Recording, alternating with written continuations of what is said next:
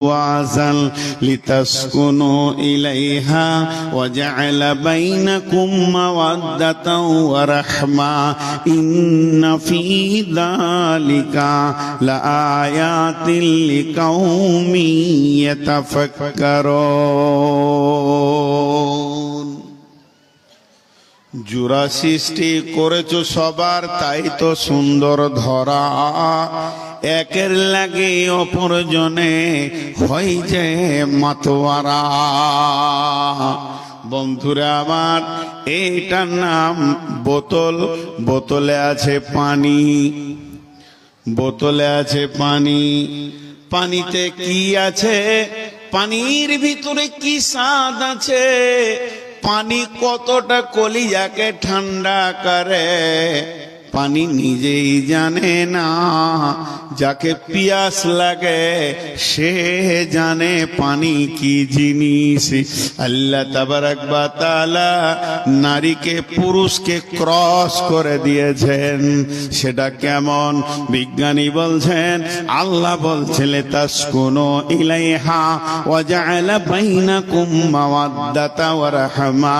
আমি তোমাদের দুইজনের মাখামাখির ভিতরে আনন্দ এবং রহমতের ভান্ডার রেখেছি, এবং তোমার ভিতরে যে উগ্রতা আছে সেটা ঠান্ডা করে শিথিল করে দেবে তোমার বিবি। আমি এত দূরের ভিতরে আমি সমস্ত আনন্দের ভান্ডারকে ভরে দিয়েছি। তাই কবি বলছেন, জোড়া সৃষ্টি করেছো সবার, তাই তো সুন্দর ধরা। একের লাগি অপরজনে হয় যে মাতোয়ারা।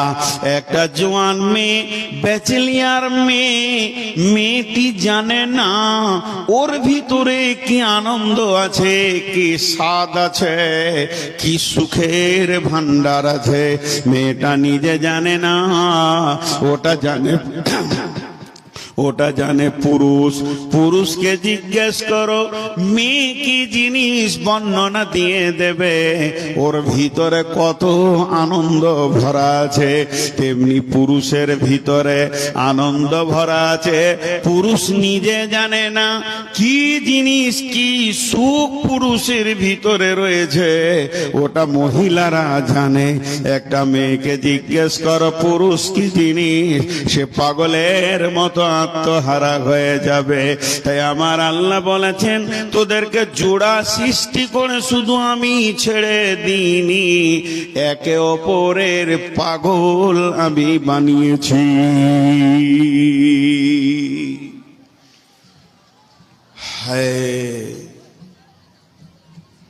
জোড়া সৃষ্টি করে ছেড়ে দিনি।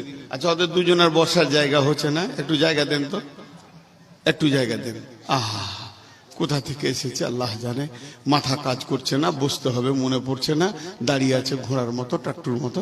ওদেরকে একটু বসতে দেন। আহা, চলে।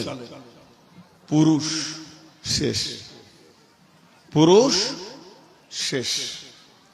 কথাগুলো খেয়াল করবেন। আমি অনেক দর্শন তথ্য বলবো আজকে। আমাকে যিনি ফোন করে করে বারবার এখানে এনেছেন, উনি বললেন যে নারী পুরুষ সম্পর্কে বলবেন। তো পুরুষ এই পর্যন্ত শেষ। পুরুষ তো পুরুষ, মর্দ মর্দ, বাস। আর আল্লাহ পুরুষের জন্য দ্বিতীয় ভাষা ব্যবহার করেননি। মেয়েদেরকে 3 রকম বলেছেন, শুধু মহিলা বলেননি। মেয়েদেরকে বলা হয়েছে নিসা মানে মহিলা।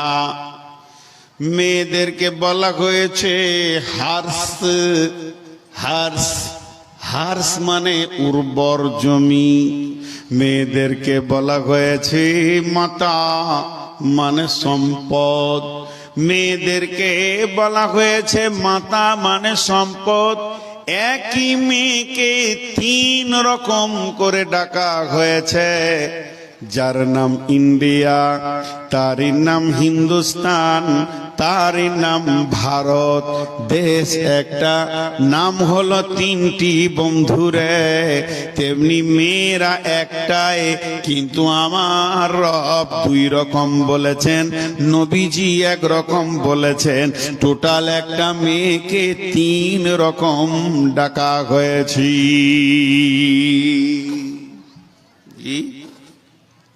তিন রকম ডাকা হয়েছে, একই জিনিস তিন রকম নাম। যেখানে থাকবে নাম চেঞ্জ হবে। জি, এখানে থাকলে চুল, এখানে থাকলে মচ, এই জায়গায় চলে এলে দাড়ি, গায়ে থাকলে লোম, এখানে নাম ভুরু, এ জায়গায় নাম পা। অতএব জিনিস একই, কিন্তু মহল্লায় সময়ের জায়গাতে নামের পরিবর্তন। আল্লাহ তাবারাক ওয়া তাআলা মেয়েদেরকে দুইটি কথা বলেছেন। একটা হলো নিসা ইমরাত, এর মানে হলো মহিলা। আল্লাহ কোরআনে বলেছেন সূরা নিসাতে, নিসাউকুম হারসুল লাকুম ফাতু হারসাকুম। এই জায়গায় জমিন বলেছেন, উর্বর জমি। আপনার যে জমিটা সব থেকে দামি ফসল দেয়, সেই উর্বর জমি বলেছেন। 3 নম্বরে আল্লাহর নবী বলছেন পৃথিবীর সেরা সম্পদ হলো মহিলা। তাহলে মেয়েদের 3 রকম নাম, পুরুষের শুধু এক রকম নাম, পুরুষ মার শেষ। এদেরকে 3 রকম বলা হলো কেন? আলাদা আলাদা ব্যাখ্যা। এদের কাছে 3 ধরনের কাজ পাওয়া যায়। একবার বলেন মেয়ে তো মেয়ে। তসলিমার নাম শুনেছেন? মারা গেল, বাংলাদেশের লেখিকা। জি, খুব নোংরা নোংরা লিখে। ওর নামটা কি? কথা বলেন এতগুলি লোক, কি নাম? তসলিমা নাসরিন। এত নোংরা মেয়ে পৃথিবী তার দ্বিতীয় কেউ জন্ম নিয়েছিল কি আমার জানা নাই। ও এক জায়গায় লিখেছে পুরুষ মানুষ মানুষ, মেয়ে মানুষ মানুষ, মেয়ে মানুষ বনাম পুরুষ মানুষ বনাম মানুষ। তার মানে হচ্ছে মেয়েরাও মানুষ, পুরুষেরাও মানুষ। অতএব মেয়েদের ডিউটি আলাদা হবে, পুরুষের আলাদা হবে, কোনোদিন হবে না। সংসারকে কম্পেয়ার করে চলতে হবে, একে অপরে আপোষ করে নিতে হবে। একদিন মেয়েটা রাঁধবে, একদিন ছেলেটা রাঁধবে। একদিন মেয়েটা মার্কেটে যাবে, একদিন ছেলেটা মার্কেটে যাবে। একদিন ছেলেটা কাপড় সাফ করবে, একদিন মেয়েটা কাপড় সাফ করবে। তবেই না এটা হচ্ছে সুখের জীবন। কিন্তু কোরআন বলেছে মেয়েরা খিদমত করবে, পুরুষ ইনকাম করবে। এটা ভুল করেছে, নালায়েক কোরআনের ভুল ধরতে গেছে।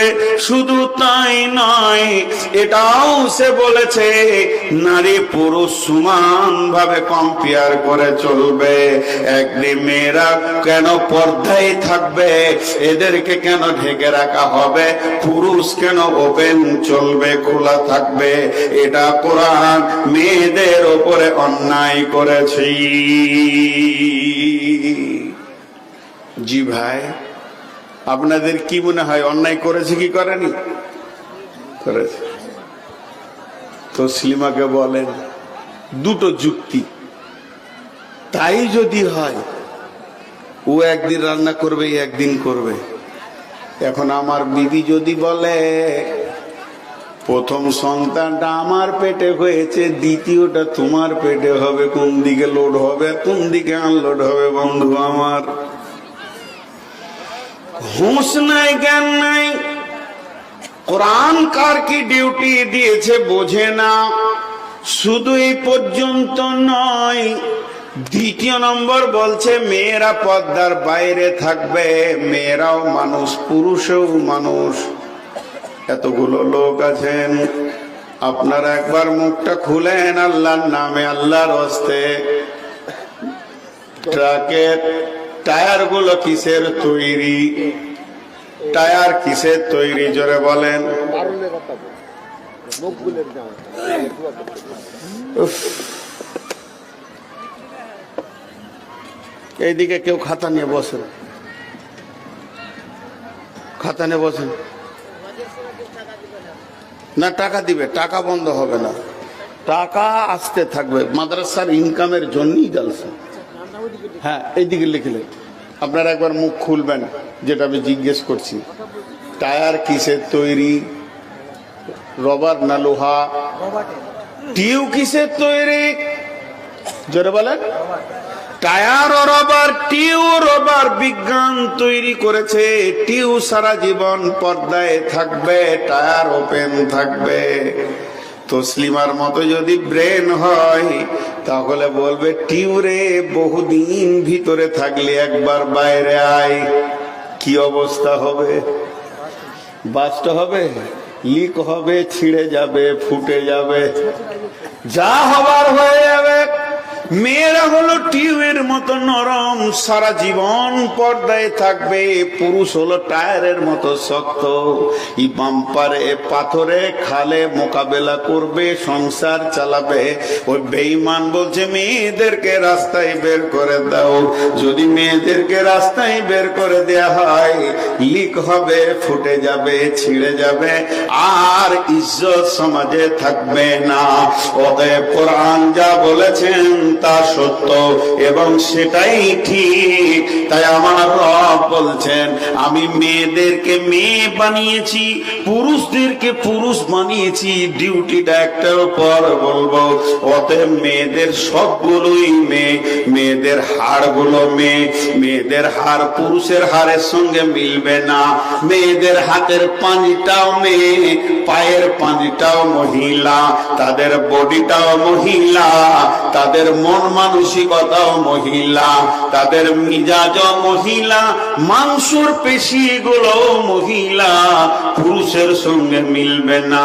তুলনামূলক পুরুষের ওজন বেশি, মেয়েদের ওজন হলো হালকা। অতএব বন্ধুরে, আমার রব বলেছেন তোরা মহিলা আর এরা হলো পুরুষ, কোনদিন মিজাজে মিলবে না। মিলবে? জোরে বলেন, মিলবে? হ্যাঁ, মিলবে না। দুটো মেয়েতে গল্প করছে ডাক বাংলায়, ধুলিয়ান ডাক বাংলায়, নাম করব না। আর এক বক্তা চা খেয়েছে, চা খেতে খেতে মুখে চালে ফক করে হেসে দিয়েছে। চাটা কেমন হবে? স্প্রে হয়ে বেরিয়ে। মৌলানা সাহেব হাসলেন কেন? ও আর চা খেতে খেতে মেয়েদের কথা ওর কানে পড়ে গেছে। একটা মেয়ে আর একটা মেয়েকে বলছে মুর্শিদাবাদের ভাষাতে, এগে বহিন হারকে গুধার বা খুবই কড়া, ছেলেকে দেখতে পারে না, ছেলের উপরে খুব হিংসা, খালি পিটে যেছে, ছেলেকে সহ্য করা যায় না গে বহিন। একদিন স্কুল যেছে না তো পিটছে। ওর হুঁসতে ছেলে স্কুল যায়নি তো বাপ পিটছে, দে ছেলেকে হিংসা করছে। হাসি এমনি আসবে? কোন বাপ ছেলেকে হিংসা করে? জোরে বলেন। একটা বাপ গভীর রাত্রিতে ইট ভাটাতে কুলিগিরি করছে ছেলের জন্যে, রাস্তাঘাটে বিজনেস করে ছেলের জন্যে, বালু বইছে, ইট বইছে, কাদা বইছে ছেলের জন্যে। ওই ছেলে স্কুল যায়নি, আব্বা থাপ্পড় মেরেছে, তাই মায়ের দিলে লেগেছে। বলছে আমাদের গোধার বাপ, আমাদের ছেলের বাপ এত ছেলের ওপরে হিংসা করে, একদিন স্কুল না গেলে পিটে দেয়। তার মানে বলতে চাইছি, আমাদের ছেলের বাপের ছেলের ওপরে কোনো মায়া নাই। বন্ধুরা আমার, একটা ইতিহাস শোনায়। হযরত উমরের ছেলে আব্দুল্লাহ, কেউ বলে ওইটা তোহমত ছিল, কেউ বলে হাকিকাত ছিল, গুনাহ করেনি, কেউ বলে ওর উপরে অপবাদ চাপানো হয়েছিল, মদ্যপানের অপরাধ। হযরত উমর বললেন, বেটা তৈরি হয়ে যাও, কোরআনের ফয়সালা আমি তোমার উপরে চালাবো। হযরত উমর নিজের হাতে চাবুক নিলেন, ছেলেকে মারতে শুরু করেছে। 1 2 3 4 10 20 কোড়া পড়ে গেছে। এমন সময় ছেলে মাটিতে গড়ে লটে এসে গড়তে গড়তে এসে আব্বার পা দুটা জড়িয়ে ধরে বলছে, আব্বা আপনি আমাকে ক্ষমা করে দেন, মাফ করে দেন, জিন্দেগিতে দ্বিতীয়বারে পাপ আর করব না। হযরত উমর রিটার্ন বলছে, বাবা আমি যাকেই মারতে শুরু করব সেই তো এই ভাষা বলবে মাফ করে দেন, আর করব না। তাহলে যদি ছাড়তে শুরু করি বিচার কার উপরে ফয়সালা শেষ করব, অতএব আমি তোমাকে ছাড়ব না, আমার চাবুক চলবে। কোরআনকে আমি অপমান করতে পারবো না, যতক্ষণ পর্যন্ত 100 না হয়েছে অতক্ষণ আমার চাবুক চলবে।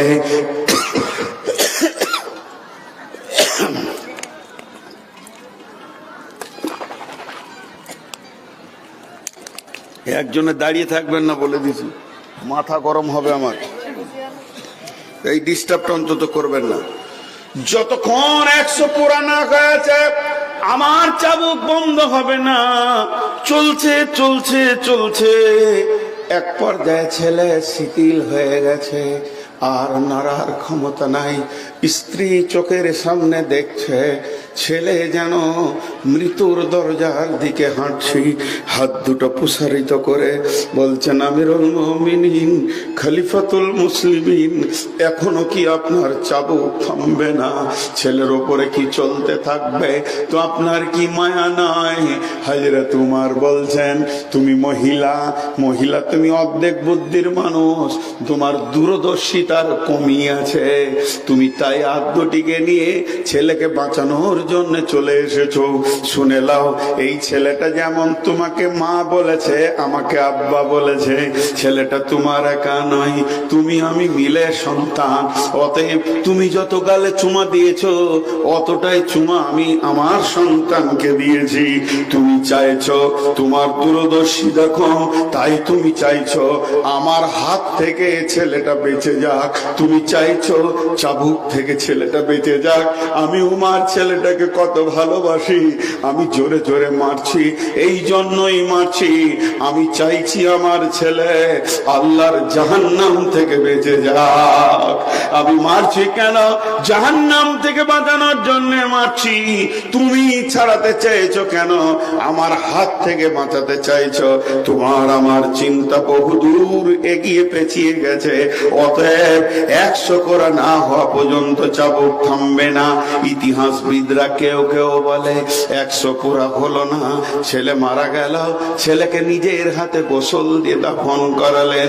দাফন করানোর পর বললে, রে রাসূলের সাহাবীরা সরে যাও, জানাজার লোক সরে যাও, 100 পুরা হয়নি, আমি বাকিগুলো কবরের ওপরও মেরে শোধ করে নিব।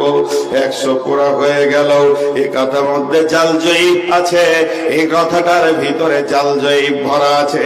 তারপরও একটু আগে বাড়ি শুনি ঘটনা হলো কি, গভীর রাত্রিতে হযরত উমর ঘুমিয়ে গেছেন, ছেলে দাফন হয়ে গেছে, রাত্রিতে স্বপ্নে জিয়ারত হচ্ছে।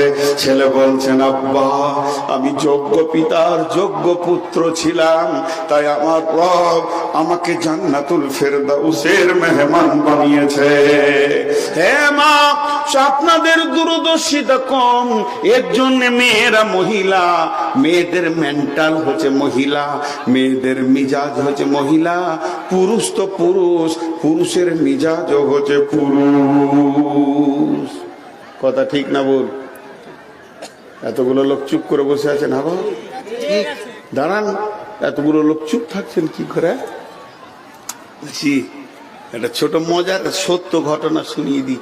আমার বর্ধমানের এক মৌলবি, নাম জিজ্ঞেস করবে না, নিজে গল্প শোনায় যে আমি ছোটতে আম চুরি করতে গেছি। ছোট বয়সে ছেলেরা গাছে আম চুরি করে না, ছোট ছোট আম, তো আম চুরি করতে গিয়ে গাছ থেকে পড়ে গেছি, দুপ করে পড়েছি, কিছু হয়নি, ছোট গাছ। তেমনি করে কাঁদতে কাঁদতে বাড়ি এলাম, তো মা বলছে, বেটা তুই নিশ্চয়ই কোথাও গাছে চড়েছিলি, এখানে বুকটা একটু ছিঁড়ে গেছে, তেল লাগাইছে মা। আর বলছে, বেটা কেন আমাকে বললি না, তোকে আম কিনে দিতাম, খামকার লোকের কাছে কেন চা? বলছে, আমার নানি এসছে আমাদের বাড়ি বেড়াতে, ও তো ভাই রে বলে গলা ধরে কাঁদতেই লাগলো। 2 মহিলাতে কাঁদছে, আর আমি তত বুক ফুলিয়ে ফুলিয়ে বলছি যে তোরা আরো কাঁদ।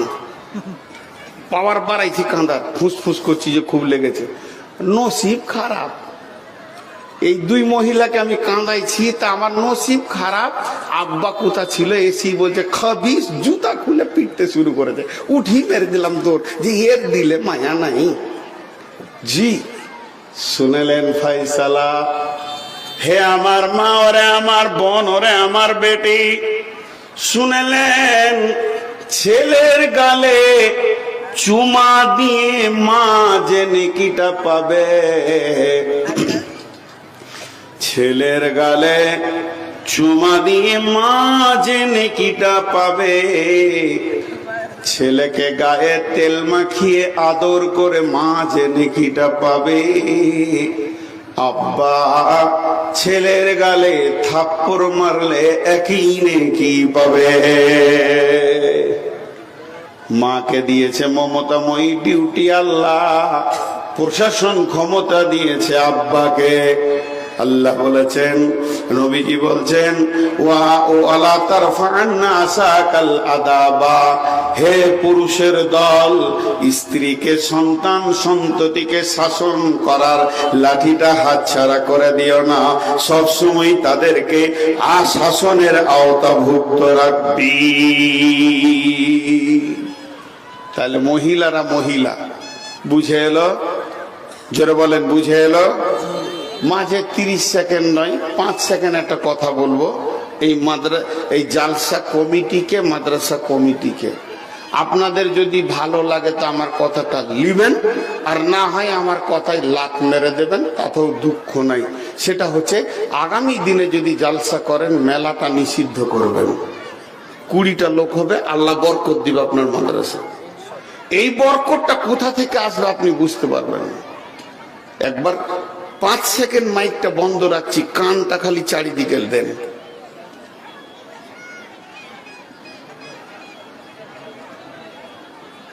ঠিক মনে হচ্ছে মেলার মাঝে বসে আমি বায়ান করছি। প্রথমে কিয়ামতের মাঠে আল্লাহ আমাকে জুতাবে। মেয়ে লোকটার গলা জোর হবে বলি তো বায়ানটা করছি। বাংলাদেশে জালসা করতে গিয়েছি গোদাগাড়িতে, পীরগঞ্জের পাশে। দেখ হাই স্কুলের মাস্টার এসে আমার কানে বলছে, হুজুর মেয়েগুলোকে চুপ করিয়ে দেন, তখন আপনার বিয়ে হয়েছে। তো বলছে কেমন কথা বলছেন, বিয়ে না হলে জিনিসটা কি দেখেনি নাই, ও ডেঞ্জাস মাল। এগুলো পরের বউ আমার কথা শুনবে, আমার নিজের বউটাই আমার কথা শুনে না।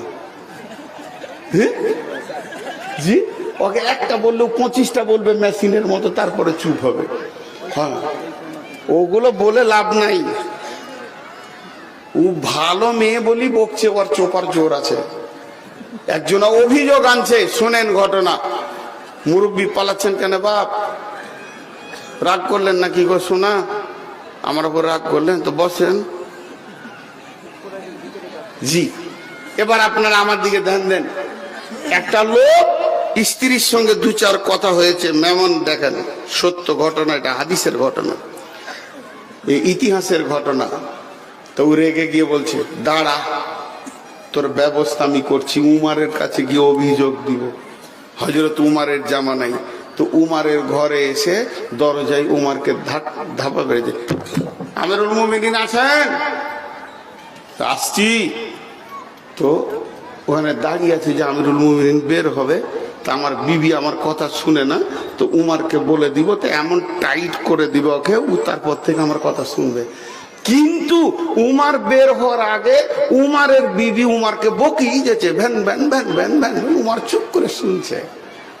তখন পালিয়ে গেছে, বলছে কাজ হয়ে গেছে, কাজ হয়ে গেছে। পালিয়ে গেছে। উমার দরজা খুলে দেখছে, লোক নাই, তো দেখছে অনেক দূরে।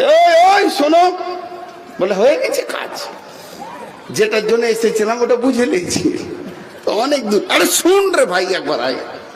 কি হয়েছে? আমার বউ কথা শুনে না, সেই অভিযোগ করতে এসেছিলাম, তো দেখছি আপনার বউ আবার ডবল।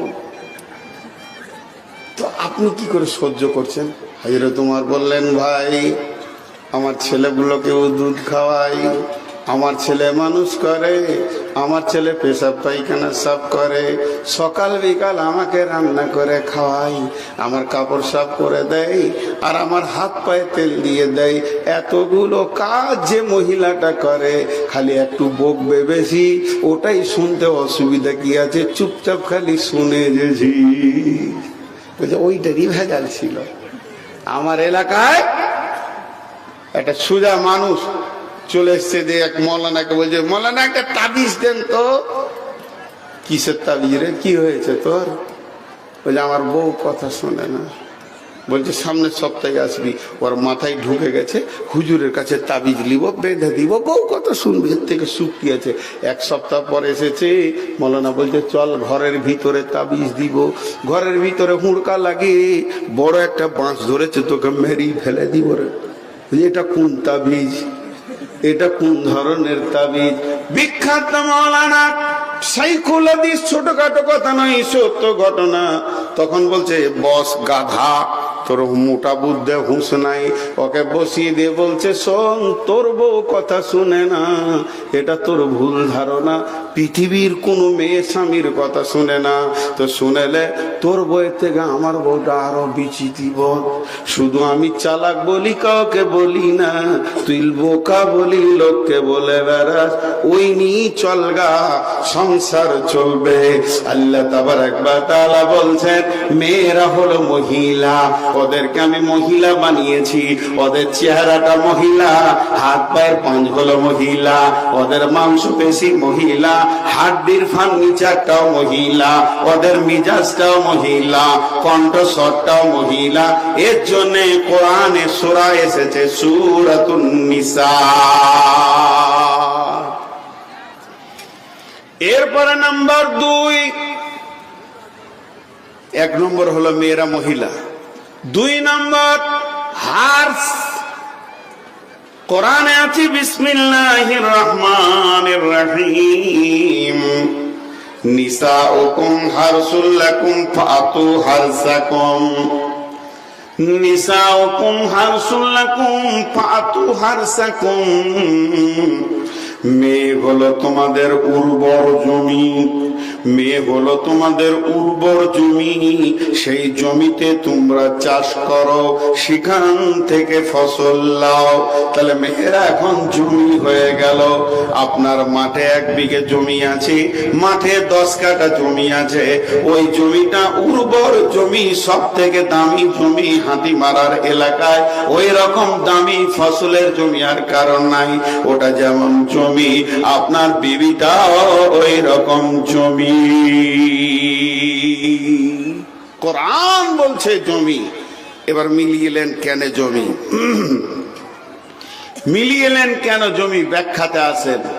জি, যারা কৃষক মানুষ চাষ করেন, একবার হালকা করে মুখ খুলেন, চিল্লাইতে হবে না। জমিতে যদি 12 মাস পানি থাকে ফসল হবে? জমিতে যদি 12 মাস শুকিয়ে থাকে ফসল হবে? সময়ে পানি আসবে, সময়ে পানি বন্ধ হয়ে যাবে, ওটাই উর্বর জমি। আল্লাহ তাবারাক ওয়া তাআলা যখন কোন মেয়ে উদীয়মান যৌবনে উত্তালে চলে আসে, তখন তার মেন্সের সিরাপ চালু হয়ে যায়। প্রতি মাসে পানি আসবে, আবার পানি বন্ধ হয়ে যাবে।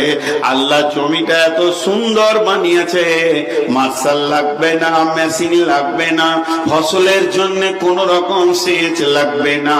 এটা এত উর্বর জমি, ওখানেই পানি স্টক হবে, আবার প্রতি মাসে সেই পানি দেখা দেবে, আবার বন্ধ হয়ে যাবে। এর জন্য আল্লাহ বলেছেন নিসাউকুম হারসুল লাকুম ফাতু হারসাকুম, মেয়ে তোমাদের উর্বর জমি, এতে তোমরা চাষ করো। এই তোরা এসে দাঁড়ালি কেন রে? বসবি? ওই মোবাইল বস।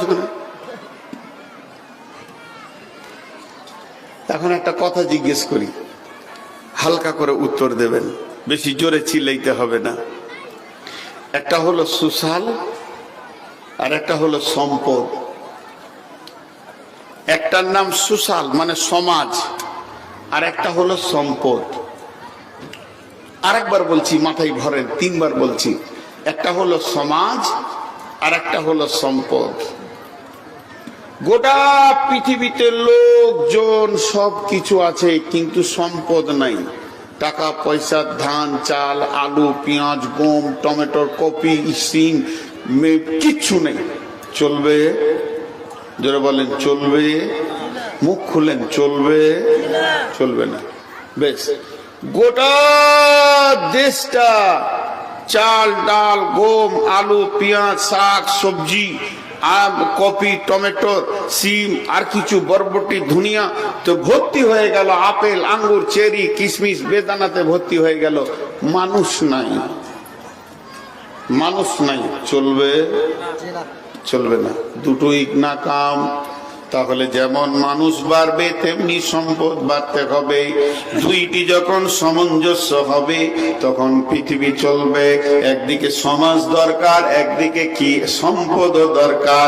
তাহলে আপনার দুইটা জমি, একটা জমি হচ্ছে খাটে মানে বাড়ির ভিতরে খাটে, আর একটা জমি হলো মাঠে। একটা খাটে জমি আর একটা মাঠে জমি।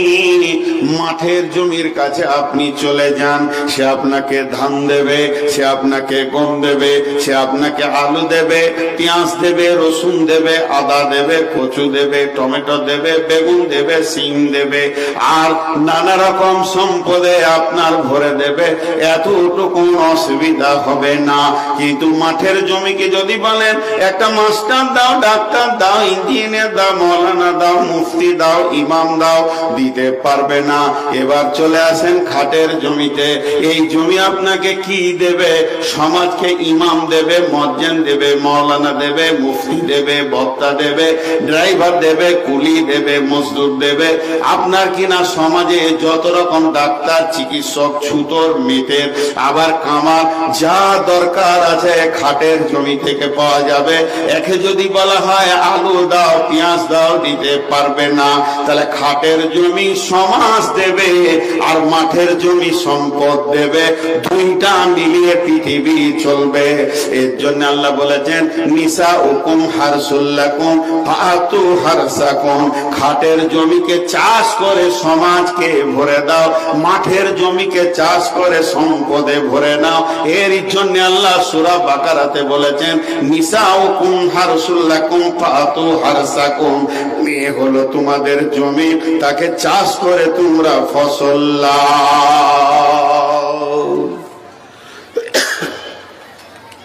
আপনাদের বুঝতে অসুবিধা হচ্ছে? এবার নবীজি মেয়েদেরকে বলেছে সম্পদ। এর ব্যাখ্যা কি? মেয়েরা সম্পদ হলো কি করে? চলেন আমার বাড়ি, আমার বাড়িতে গিয়ে দেখবেন একটা 4 চাকা, একটা 2 চাকা, একটা আলমারি, একটা কম্পিউটার, একটা মোটর বাইক, একটা পাম্প মেশিন, আর সেই সাথে আমার বিবি। এবার আপনি আঙ্গুল তুলেন, 4 চাকা কি কাজে লাগে? আমি বলি প্রোগ্রামে যাই। এনেছেন কোথা? দুর্গাপুর শরণ আসানসোল থেকে। 2 চাকা কি লাগে? বলে আমি হাটে বাজারে লোকালে ঘোরাঘুরি করি, এনেছি এটা আমি বর্ধমান থেকে।